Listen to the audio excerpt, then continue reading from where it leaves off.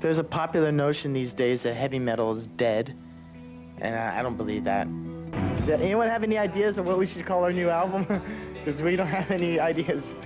Actually, we've been throwing around a few names, and so I want to call it The Delicate Sounds of Metallica, but no one else does. It's a little bit sarcastic.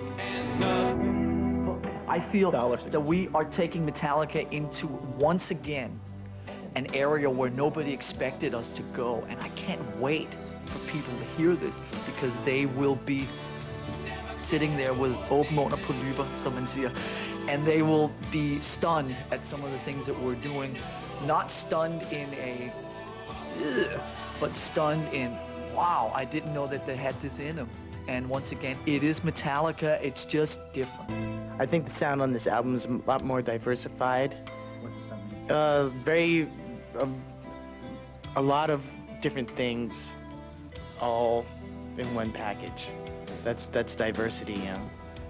But that was the same as last time, wasn't it? Yeah, but more so this time. I mean, the moods and the atmosphere are a lot different from song to song, and there's not that many songs that are very similar to each other on this album. Every song is very, very different, and you know, some of it's going to surprise a lot of people, I think.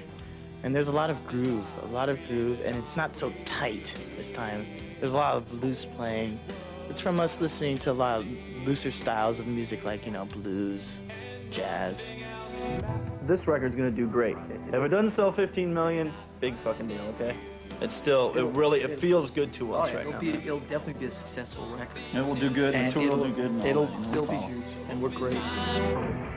There's a lot of love in this band. They love me, respect me, appreciate all the things I do for them, and they're just, every day, the first 3 messages on my answering machine is one from Jason, one is from Kirk, and one is from James about how I'm doing, how did I sleep, right? Just, you know, just never ends.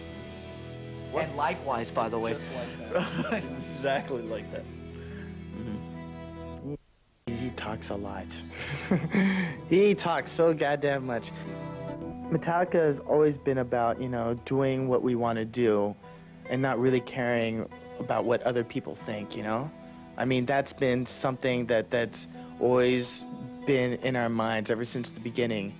And it just goes back to what I was telling you earlier, you know, we've never really catered to what anyone else thinks or what everyone else thinks we should be doing or sounding like.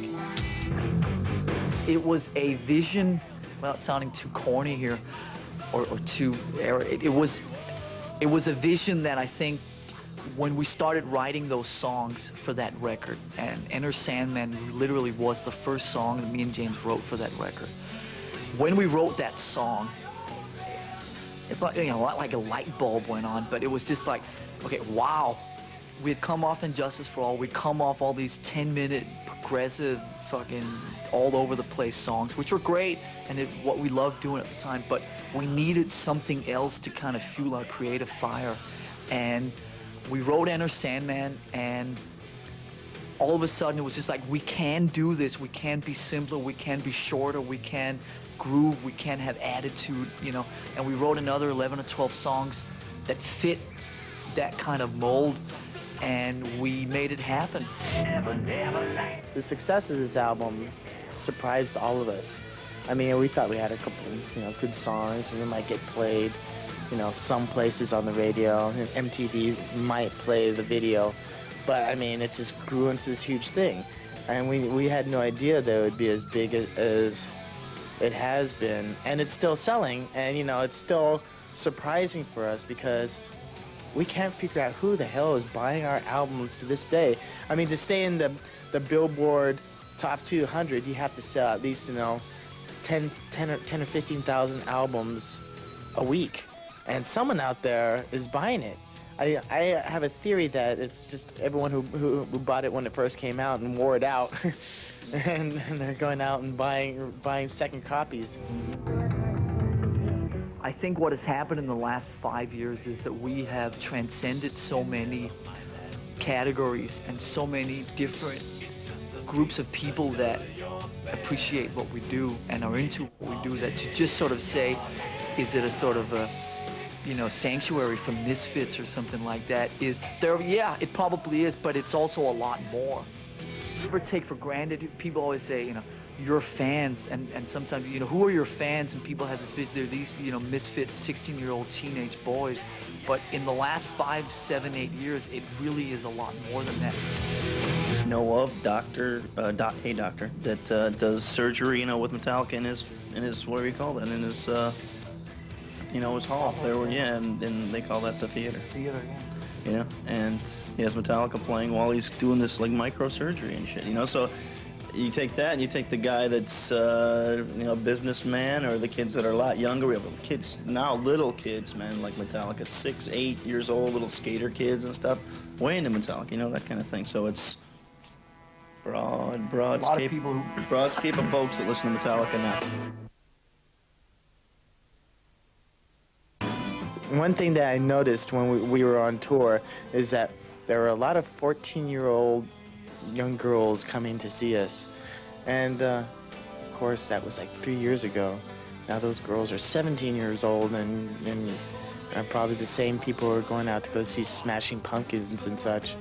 And, you know, when this album comes out, hopefully they'll buy it along with, you know, the 14-year-old who thinks, you know, a heavy thing is something like Green Day, but then hears Metallica and thinks, wow, this is much heavier and more aggressive than Green Day, and I'll go out and buy that album. I'm not a really big fan of Green Day because they sound like Cheap Trick to me, you know? I mean, and like that whole punk thing I grew up with when I was like 14 or 15, you know, the late 70s. Here in San Francisco, there was a really big punk scene, and so I was around it. And to see it come back, but not have as much impact and integrity as it originally did, you know, I just kind of like, it's just like, it doesn't mean that much to me. It's just kind of like a pale imitation of what it originally was. I mean, as far as Smashing Pumpkins are concerned, I think they have some pretty decent songs. I think, you know, and, you know, some really good guitar work. We're talking about credibility here. How much is credibility a word to you? What does credibility mean to Metallica? Well, you know, credibility is all in how you spin it. Credibility to us is just remaining true to what you want to do in here, you know, and not playing up to demands from things like, you know, record companies or radio or MTV, you know. I mean, we've never sat down and wrote a song for the radio. I mean, our attitude is, you know, we make the best music we possibly can to please us, and if everyone else likes it, that's a bonus, you know, that's a good thing. And that's credibility to me. I mean, just doing what you feel is right to yourself. AC/DC var bestemt, jeg vil sige, det er mine 3 favoritbands nok på det tidspunkt. Meget AC/DC, meget Motorhead, og meget det her band som Diamond Head. Og så lå Iron Maiden og Saxon, og sådan, var også sådan lidt med ind i billedet. De allertidligste ting, jeg lavede musikmæssigt, sad vi og spillede alle vores favoritnumre. Det var ikke karrierebaseret, det var mere, og det er virkelig fedt at sidde og kåle og headbang til min favorit Iron Maiden-nummer og Motorhead-nummer. I stedet for at sidde og kåle til deres versioner, så kan vi selv spille dem nu i vores egen lille gruppe her og så videre. Så det var mere det, den kørte på. Why did it take you 5 years to do this new album? Well, it didn't take us 5 years. Might have looked like it took us 5 years. We put out the last album and we toured for 22 months. And then we took like a year and a half off, you know, took some time off to like get to know ourselves again and each other again. And then we started getting the songs together about 14 months ago. And we've been in the studio for about 9 months. And so there you have it. I mean, we just took a really long tour. We took a sort of long break, a year and a half, and then we started working again. I don't think we'll have a record that will ever sell as many copies as the Black Album, because most people will tell you it's just people don't have 2 records that sell that amount of copies. It just doesn't happen. So, but the success is that to me is that now we're making this record. It's a new direction. It's something new. It's live. It's a different sense of a band. And I feel this one rocks way harder than the last one. I'm thrilled about it. I sat last night about 3 in the morning. Everybody had left the studio, and I sat and I listened to about 3 or 4 of some things that Kirk had done in the last couple of days, and I just walked out of here smiling. You know, the metal is supposed to be dead, and everyone is looking forward to our releasing this album to bring heavy metal back to the forefront and give it more attention and exposure. And like, people are calling it a comeback now. I've been reading, you know, various magazines, you know, about Metallica's comeback.